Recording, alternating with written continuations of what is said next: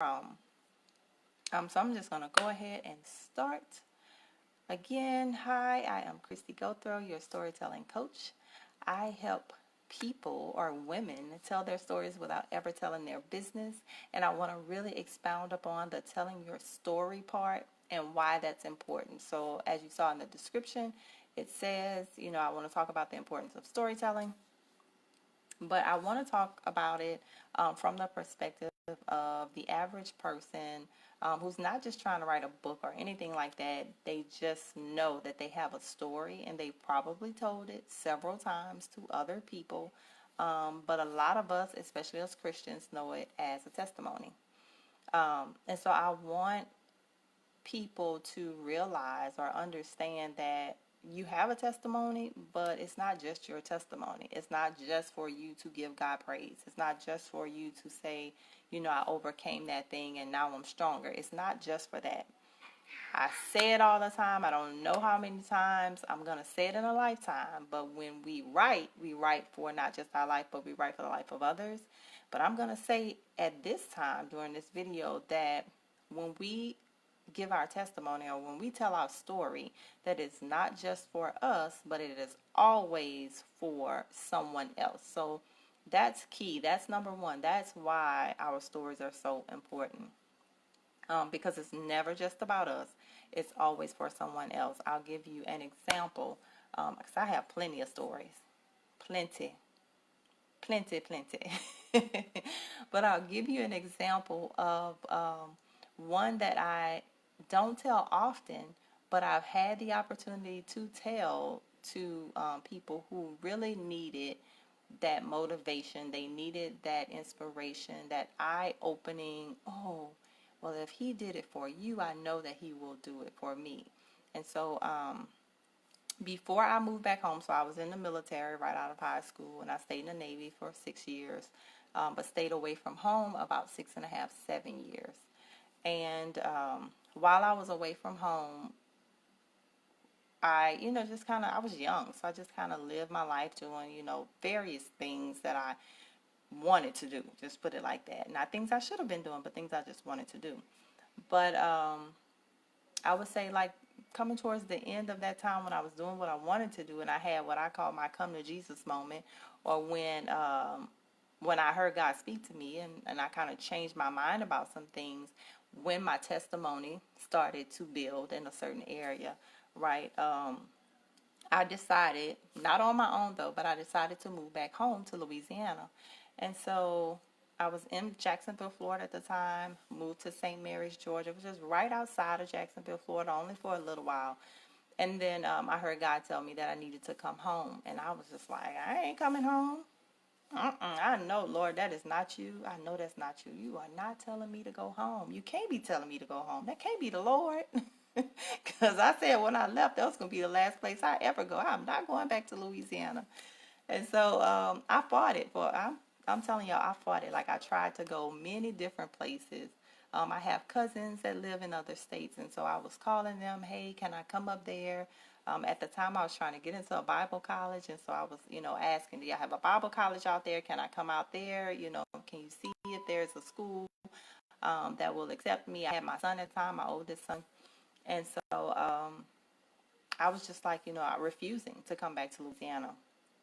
Nothing worked out. So at the end of it all, it was just like, okay, Lord, I'm just go back home. I'm going to Louisiana. And so I made up in my mind I was coming back. And I ended up talking to my sister on the phone, and she didn't know that I was moving back home to stay. So she said, well, when you come home, can you come visit this church that I go to now? Can you come visit with me? And I was like, well, yeah, I'll come visit with you.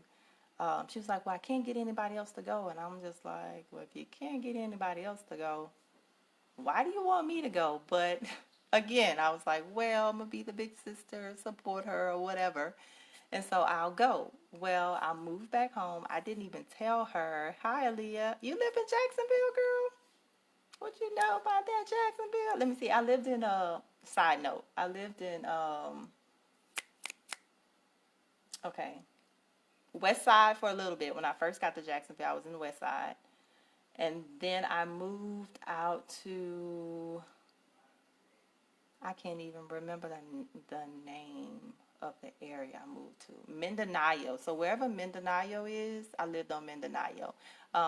At one time, I was living in naval housing too, in the naval apartments that they have the naval housing, and so not that far from like Atlantic Boulevard, out there around that way too.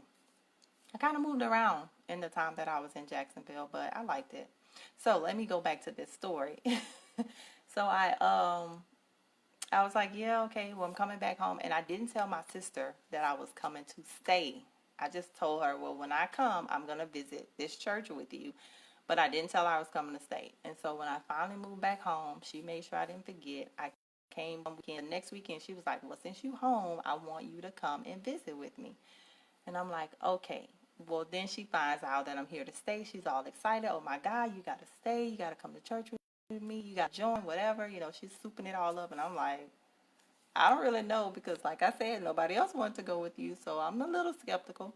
But when I got there, I, I was just kind of like, okay, well, Lord, I don't want to be skeptical. If this is a part of my journey, like if this is where you want me to be, let me just know that this is. So, long story short, on that end, I ended up joining the church.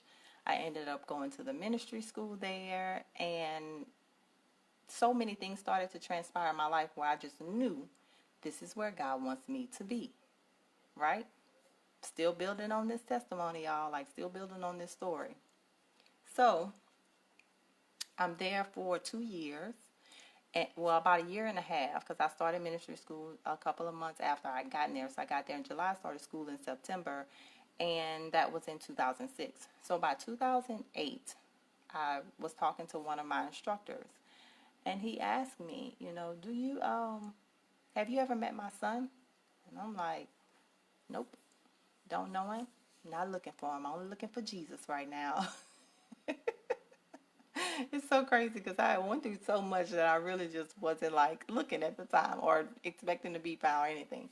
And so some time passes and I'm talking to him again and he was like, hey, have you ever met my son? Nope. And I'm still in my mind thinking, and I don't want to meet him. Why do you keep bringing him up? But this is all a part of the story, y'all. This is all a part of the story, right? And so I'm just like, why does this man keep, I don't care anything about his son. That was in my mind. That's what I was thinking. I don't care. I don't want to talk about that. Well, maybe like a month or two passed, and I get a phone call from him, and we're talking, and I'm thinking he's calling to talk to me something about church, and he said, "Well, my son just wants to know, if you're seeing anyone, because because he wanted to know if it was okay to have your number." And I'm like, ooh, okay, that's different. Never experienced anything like that where, they make sure you're not dating anyone before they try to talk to you. All this new, I'm like, okay, well, I'll give it a chance. I wasn't seeing anyone, so I'm like, well, no, I'm not seeing anyone. End up on the phone, we talk all night long. I find out in the process of us just being friends that he's sick, like he has an illness. So it doesn't deter me in any way. We're just getting to know each other. I really like him. And so we start talking about this illness, and I'm just like, what's going on? Why are you always going to the doctor? And he says, well, I'm on dialysis. I was like, oh, what's dialysis? I don't know.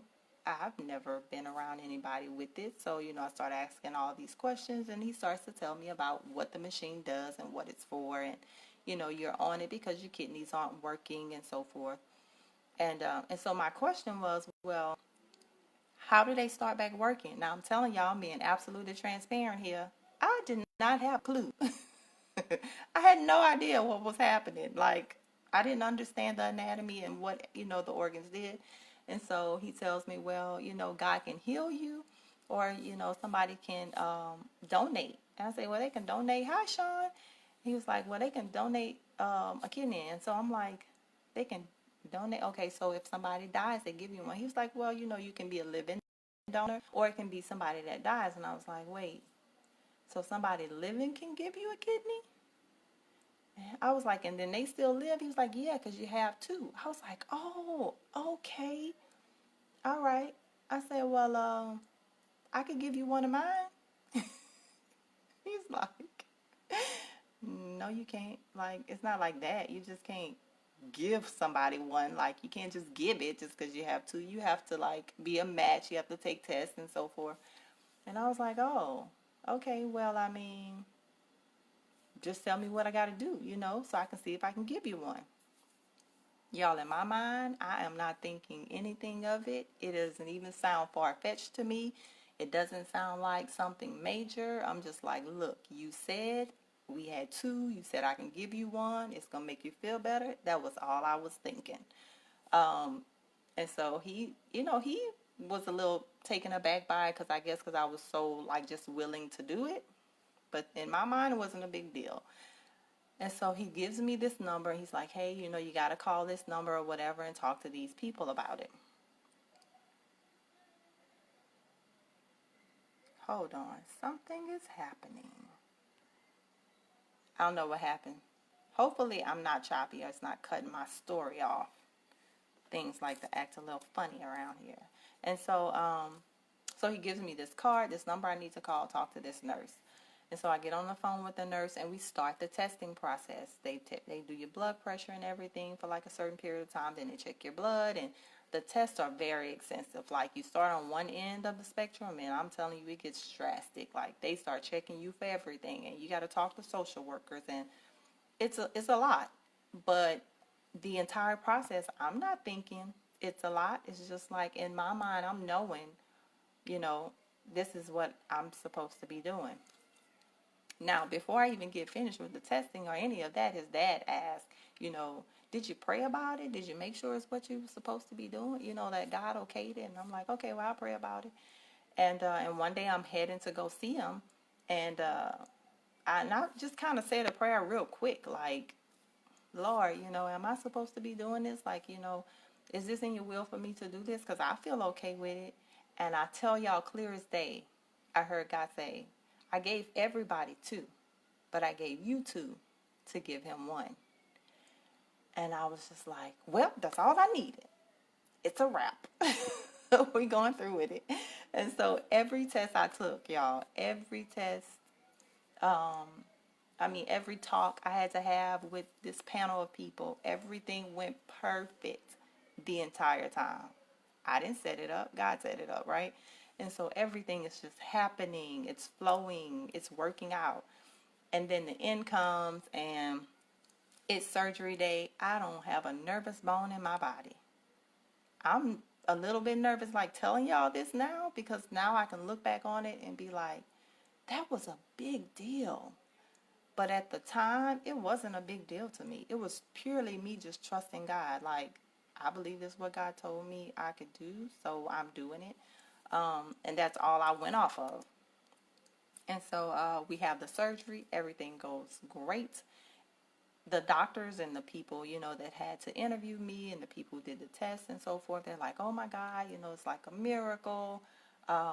We get family members in who are not able to donate. Like, this is like a miracle because y'all are total strangers. We didn't even know each other that long. Like, I met him in July. We talked about the testing and so forth, maybe like around November. I started all the testing. The transplant was in March. So it was like, it happened quick, and we really didn't know each other. But I wasn't going off of if I knew him. I wasn't going off of where's this going to go from here. I was just going off of, I believe this is what God told me to do.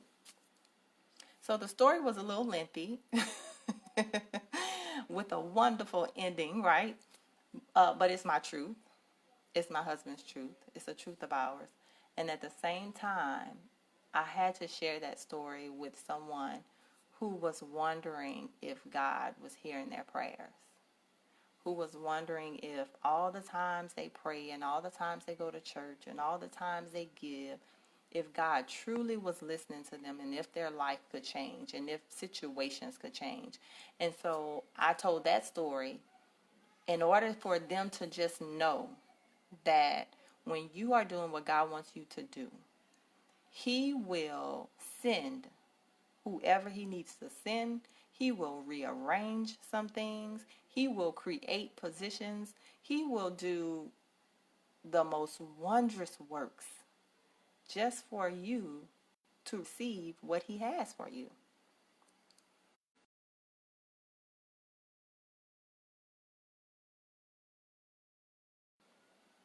I think I paused again, but I'm back. My phone is doing some weird stuff, y'all. They want me to tell y'all my story, evidently. This phone is acting a little funny. But, I told that story just to prove a point about who God is. And so, even in that story, when I didn't think it was that big a deal, because even when I told it to her, I understood the the uh, the amazing or the most, I don't know, miraculous things that God can do, right? When I told it to her, it was just like, of course you should trust him because he can do this and he can do, like, the story clearly had a point to it. It was my truth. It was my husband's truth. Like, it's our truth. And it was a very real moment for us. But the story was most important, not because of what transpired just for my husband. Of course, that's major. But it was so important that I understood every part of it so that I could share it with somebody else. Because in me telling that story to the person who was like willing to just give up the whole Christianity thing, like, what I'm praying for, what I'm praying for. I've been praying. I feel like God ain't heard nothing I said. Okay, well, if that's how you feel, then let me share something with you to show you that he is real. He does move. He does talk. He does orchestrate things, because the very time that I'm trying to go to a different state, I'm trying to do something totally outside of what he wants me to do. He's like, you can't go. Now, granted, I could have forced my way, but I just surrendered. At some point, I was just like, okay, well, nothing else working. I'm not going to try anything else. All right, Lord, I'm going home. Was it what I wanted to do? No. Was it uncomfortable? Yes. I had to come home and come back to my mom's house because I hadn't planned on coming here. And so everything that transpired was a little bit uncomfortable. And it was against what I said I was going to be doing. But when I said to God, okay, Lord, if this is what you say, okay, I'm going to do what you say. He said, all right, because there were some major things that needed to take place. So that's my story, or one of my stories, but it's for somebody else, right? That's the importance of knowing that what we go through, the situations we survive, the circumstances we come out of, places we're delivered from, um, those things are always for somebody else. That is the importance of your story. Knowing that you didn't come out of it just for you. You came out of it for someone else. I told that story to someone else, and that took her faith to a whole nother level. Because one, she had learned of me over the years. Like, she knew me. We had a relationship that we had built over the years. And so she knew it wasn't something made up. And she knew it was coming from someone who has integrity. And so it was like, what? I know she's not lying. She knew I wasn't lying. And so if I'm telling you my truth, I'm telling you this is something that actually happened, and how drastic of a change it was for my husband to go from being on dialysis to now having a new kidney from a woman he never met, didn't know anything about each other. He grew up in St. James, Louisiana, and I grew up in Scotlandville. For people who are from Louisiana, know how far apart that is. That's like a whole hour drive. Never going to school with each other. I mean, we didn't even know the same people. Okay? We did not know the same people. For God to bring me from Jacksonville, Florida. I'm originally from Louisiana. We didn't know each other, but at the time I'm living in Jacksonville, Florida. And God brings me back to Louisiana to a church my sister invites me to. I didn't tell y'all earlier, though. She invited me. She stayed like a year, then she left me. I hope she watched this video. I hope she watched this video. So she invited me, but she left me anyway. She was just my vehicle to get there, right? So she was just my vehicle to get to the church. And here I'm thinking I'm at the church for me to get what I need. But God is like, nah, I put you in the church because there's somebody there that needs something that I put in you for them. Ooh, that's a good one. Not only is your story for you, but it's for somebody else. Everything that we go through is for somebody else. So don't question it. Don't wonder if it's good enough. Don't wonder if it's, if it's big, if it's small. Is it significant? Oh, everybody probably go through that. No, everybody probably does not go through that. You have to know that regardless of what your story is, whether you think it's big or small, there is something in it for someone else. Our deliverances are for someone else. That is the importance of telling your story. When you get outside of yourself, don't think about your benefits. Don't even think about where it might take you. Because if you have a story that's a little traumatic and it takes you to some places that you're not comfortable with, the best way to get out of that is knowing when you revisit that place, it is not about you. You are not revisiting that place to think about what you went through. You're not revisiting that place to think about who did it or who didn't do it or what happened. You're revisiting that place to find just the right things to say to the person who needs it, to the other person that is still going through it and need to know that there's a way out. It separates you from what you used to feel like, or it separates you from the things that used to go on, to now putting you in the position where I can bless someone else. I can encourage someone. I can motivate. I can inspire. The story is important because it is not about you. It's not about you. It's not about you. I don't know how many times I can say that. It's not about you. It's not about you. It's not about you. It's not about. Is that a song? Not about.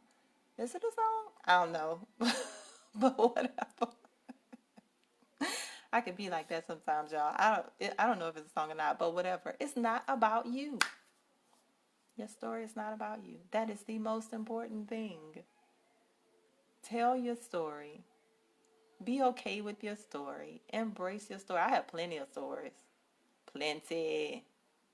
Next week I'm doing another important telling you it's important to tell your story. I'm doing another one. And I'm going to share another story and tell you why that one was important. Because our stories are so important for others. Others overcame them by the blood of the Lamb and the word of the testimony. It's all about the testimony. It's for others. It is for you to say, you know what? I know you feeling like this, and I know you see this, and I know you can't see an end, or I know, this is what you're experiencing, but there's a but. There's a but. Your story is about the buts. That's what the next one's going to be about. Your story is about the buts. That's a good one. Your story is about the buts. But I'm telling y'all, it's so important to tell your story because it's not about you. It's not about what you think and what you feel about it. It's always about someone else. So, get your mind off yourself and start thinking about others. If you have a story that you've been having, it's been stirring. If you have a chain of stories that have just been stirring, if you have that one testimony that you maybe don't consider a story, but you're like, I know it's a testimony. Maybe it was like some tragic thing you came out of and you're like, oh my God, I don't even know, how I got out of that. Whatever it is, don't think that it's too small to share. And don't think it happened just so you can have it for yourself. It wasn't a faith builder just for you, but it's probably a roadmap for someone else. So, if you have that story that you want to tell, and maybe you just don't want to get into all the details, but you want to know how to share it, that's when I come in. I can help you. I can help you share it without getting into the details. Like I say, I can help you tell your story without telling your business. I just